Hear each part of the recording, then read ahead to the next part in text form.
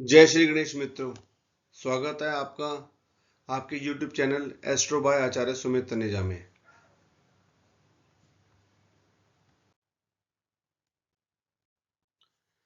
मैं सुमित तनेजा आपका हार्दिक स्वागत करता हूं। सबसे पहले आपको नववर्ष की हार्दिक शुभकामनाएं।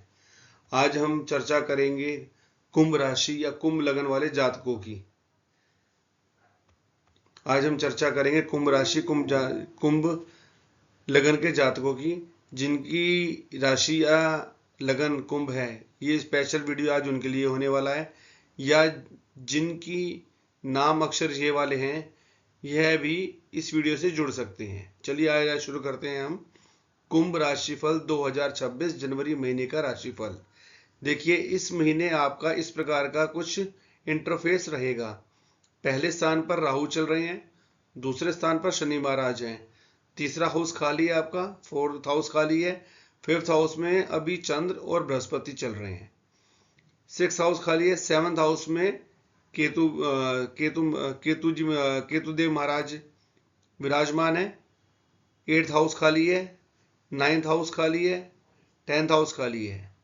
11th हाउस में आपके चार ग्रह चल रहे हैं, बुध, सूर्य, मंगल और शुक्र।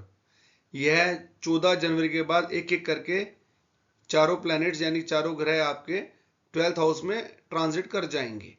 अब इनका क्या आपके निजी जीवन पर इम्पैक्ट रहेगा, क्या पॉजिटिविटी रहेगी, क्या नेगेटिविटी रहेगी, आइए चर्चा करते हैं डिटेल से। कुछ मैंने डेट्स लिखी हैं यहाँ पर, जो आप इस चीज़ को नोट कर लीजिएगा। ये आपके निजी टाइम के लिए कुछ नेगेटिव या पॉजिटिव टाइम जो है, इन सब चीज़ों को आप देख सकते हैं।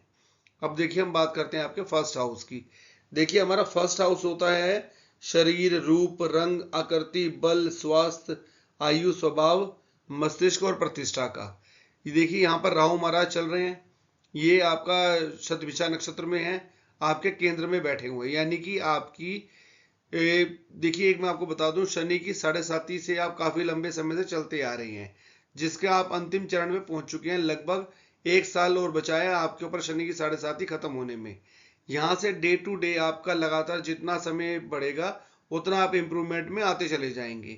यानी कि हम पहले हाउस की बात करें तो आप सीधा सीधा आपकी प्रतिष्ठा, मान और आपका हेल्थ को लेकर के पॉजिटिविटी वाला टाइम दिख रहा है मुझे। ये चेंजेस में आना शुरू हो जाएगा हेल्थ को लेकर के, और आपकी हेल्थ शुरुआती समय में 1 से 14 जनवरी में बिल्कुल सही भी रहेगी, इसमें कोई भी परेशानी नहीं है।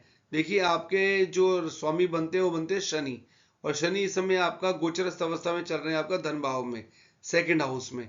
तो लगभग ये पॉजिटिविटी वाला समय है। थोड़ा सा बस शनि की 7.5 का जो प्रभाव थोड़ा सा रहेगा वही रहेगा, अदरवाइज कोई भी बड़ा इशू नहीं दिख रहा है मेरे को इसमें। माइंड से लेकर के, माइंड की हेल्थ को लेकर के कोई इशू नहीं है। देखिए, जो इश्यूज थे 29 नवंबर 2025 तक आपने फेस किया होगा। अब उसके बाद जैसे जैसे समय बढ़ा है, वैसे वैसे आपका निजी जीवन भी सुधरता हुआ दिख रहा है। चलिए, आज अब हम चर्चा करते हैं आपके सेकंड हाउस की। देखिए, सेकंड हाउस होता है हमारा धन, धान्य, संपत्ति, पैतृक संपत्ति, कुटुंब, वाणी, चेहरा, जीवा। ये हमारी वाणी का होता है, धन धान्य का होता है मेनली, आप ये मान के चलिए। देखिए, सेकंड हाउस के लॉर्ड यानी कि स्वामी बनते हैं आपके गुरु बृहस्पति, वो चल रहे हैं फिफ्थ हाउस में, उनकी पोजीशन अच्छी है। तो यानी कि इस माह आपको धन धान्य से आपको अच्छे पॉजिटिविटी मिलेगी। फाइनेंशियल टाइम आपका शुरुआती समय मैंने लिखा हुआ है 1 से 14 जनवरी, आपको फाइनेंशियल में अच्छा इंप्रूवमेंट मुझे दिखता हुआ नजर आ रहा है, क्योंकि उसके अंदर आपका ट्रांजिट बृहस्पति का भी ठीक है, और इसके अलावा आपके और भी चीजें ठीक हैं। इसमें कोई इशू इतना बड़ा नजर नहीं आ रहा है धन धान्य से आपको कोई नेगेटिविटी मुझे यहाँ दिख रही हो। शनि महाराज बैठे हैं, इसलिए मैंने आपको दोबारा बताया 7.5 का थोड़ा सा इम्पैक्ट रहेगा, इसलिए मैंने 1 से लेकर 14 जनवरी तक का टाइम आपको फाइनेंशियल का टाइम बहुत अच्छा दिया है। उसके बाद भी चीजें सामान्य रहेंगी, लेकिन थोड़ा सा आपको स्ट्रगल टाइम आ सकता है। अब हम चर्चा करते हैं आपके थर्ड हाउस की। देखिए, हमारे थर्ड हाउस के स्वामी बनते हैं मंगल, और मंगल अभी ट्रांजिट कर रहे हैं आपके 11th हाउस में, बहुत अच्छी पोजीशन पे है। इसलिए आपका जो हमारे थर्ड हाउस के जो होते हैं वो होते हैं छोटे भाई बहन, प्रकर्म, गला, श्वास नली, कान। ये मान के चलिए कि आपके प्रकर्म भाव को है ये वाला, इसमें आपको एबिलिटीज मिलती हैं। सोशल सर्कल से हमारा ये थर्ड हाउस रेटेड है।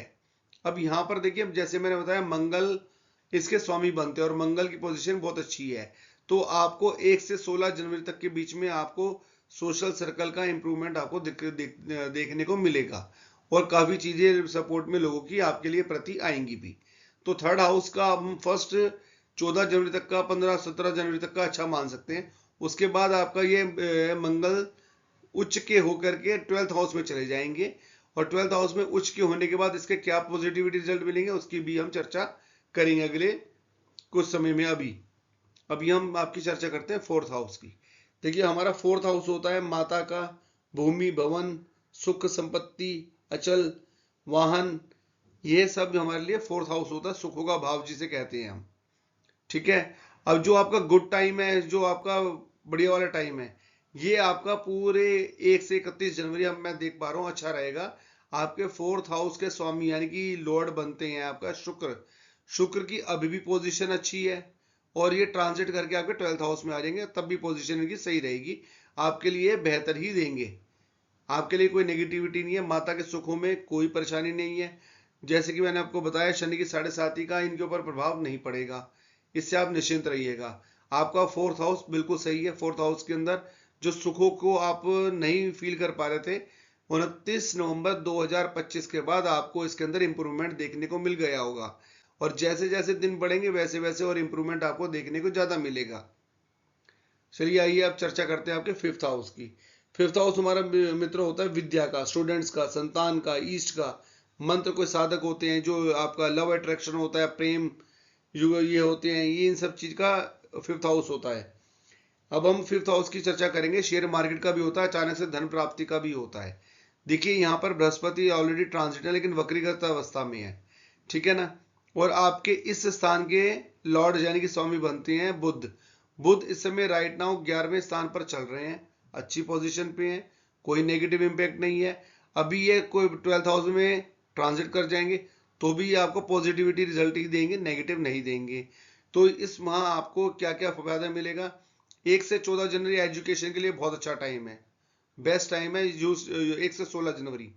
उसके बाद आपका थोड़ा सा हो सकता है नेगेटिव इंपैक्ट पड़ सकता हो। लव अट्रैक्शन का पूरा month opposite attraction love couples के लिए बहुत अच्छा है। किसी विवाह के लिए आप कोई कमिटमेंट लेना चाहते हैं तो ले सकते हैं, ये आपका माह आपका सपोर्ट में देगा। और बात करें आपकी इसकी कोई प्रतियोगिता हो, कोई कंपटीशन हो, स्टार्टिंग के समय में अगर 1 से 16 जनवरी के बीच में है तो बहुत अच्छी बात है, यह आप आराम से अचीव कर जाएंगे। और स्टूडेंट्स के लिए शुरुआती माह में थोड़ा सा ध्यान रखिएगा, पढ़ाई पे थोड़ा फोकस कीजिए। 16-17 जनवरी के बाद थोड़ा सा आपको नेगेटिव इंपैक्ट पड़ सकता है, लेकिन कुछ समय के लिए होगा, ज्यादा लंबे समय के लिए वो भी नहीं होगा। तो आपका 5th हाउस भी ओवरऑल 60-70% तक एक्टिव रहे। अब हम आपकी चर्चा करते हैं आपके 6th हाउस की। 6th हाउस हमारा मित्रों मेल नहीं होता, ऋण, रोग, शत्रु, इसके अलावा आपका जो बीमारी की बात करें पेट, पाचन, गुर्दे, अमस्या, कमर, ननिहाल इत्यादि का होता है, लेकिन ये मेनली देखते हैं हम ऋण, रोग, शत्रु के लिए। देखिए 4th हाउस, ये 6th हाउस में आपके स्वामी बनते हैं चंद्र। चंद्र जल्दी जल्दी गति करते हैं तो परिवर्तन इनका जल्दी जल्दी होता है, तो इसके अंदर आपको ज्यादा ज्यादा बहुत जल्दी जल्दी चेंजेस आपको महसूस होंगे, बहुत जल्दी जल्दी महसूस होंगे। शत्रु आपके ऊपर हावी होने का प्रयास करेंगे लेकिन 1 या 2 दिन ये हो पाएगा, उसके बाद वो फिर आपका इंप्रूवमेंट में आ जाएंगे। किसी चीज के ऋण के लिए प्रयास कर रहे हैं तो मिल जाएंगे, ऋण उतारने का प्रयास कर रहे हैं तो बात बन जाएगी। शत्रु पक्ष लगभग 50-50 आप पर हावी भी हो सकता है, नहीं भी हो सकता है। उसका कारण क्या है? क्योंकि शनि अभी 7.5 में आपके ऊपर चल रहे हैं, इसलिए शत्रु आपको, और क्योंकि चंद्र आपके यहाँ के आपके लॉर्ड बनते हैं, तो आप जल्दी जल्दी विचलित होंगे लेकिन जल्दी जल्दी इंप्रूवमेंट में भी आते रहेंगे। इसलिए आप इससे निश्चिंत रहिएगा, कोई बहुत ज्यादा नेगेटिव इंपैक्ट इसका 6th हाउस पे नहीं पड़ने वाला। अभी हम चर्चा करेंगे आपके 7th हाउस की। 7th हाउस हमारा मित्र होता है पति पत्नी, विवाह, दैनिक रोजगार, डेली इनकम का, पार्टनरशिप का, शक्ति का इत्यादि, इन सब चीजों का होता है। इसके स्वामी बनते हैं आपके सूर्य। सूर्य की पोजीशन अभी बहुत अच्छी है 1 से 14 जनवरी। तो ये आपको 1 से 14 जनवरी में जो आपके विवाह की कोई चर्चा चल रही है तो उसको तेजी से आगे बढ़ाने का प्रयास कीजिएगा, कोई ना कोई कमिटमेंट मिल सकती है। अगर कोई पति पत्नी में विवाद है तो उसको 14 जनवरी से पहले सुलझाने का पूरा प्रयास कीजिएगा, वह बात बन जाएगी। पार्टनरशिप बिजनेस से अभी दूर रहिएगा। अगर पार्टनरशिप बिजनेस ऑलरेडी है तो अपने बातचीत को, वाणी को कंट्रोल करके ही इसको संभाल के आगे चलिए, थोड़ा सा ध्यान रख के चलिएगा। इसके अलावा अगर हम बात करें बेडरूम लाइफ की, तो 1 से 14 जनवरी आप फुल एंजॉयमेंट कर लेंगे आपका बेडरूम लाइफ का भी। इसमें कोई परेशानी वाला समय नहीं दिख रहा है 7th हाउस में। 1 से 14 से 16 जनवरी के बीच में आपको थोड़ी कमर दर्द रह सकती है।